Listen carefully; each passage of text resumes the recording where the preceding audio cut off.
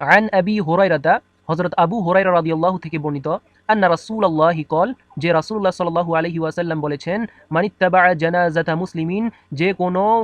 মুসলমানের জানাজায় উপস্থিত হবে, ঈমানান, ঈমান সহকারে, ওয়াহতিসাবান, এবং সওয়াবের আশায়, ওয়া কানা মা'আহু হাত্তা ইউসাল্লা আলাইহা, এবং সেখানে জানাজার নামাজ আদায় করা পর্যন্ত সে ওইখানে উপস্থিত থাকে তথা জানাজার নামাজ আদায় করে,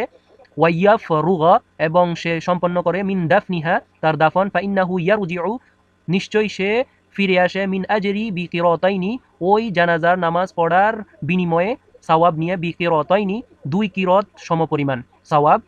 কুল্লু কিরতিন, প্রত্যেক কিরত, মিসলু উহুদিন, উহুদ পাহাড় পরিমাণ সাওয়াব,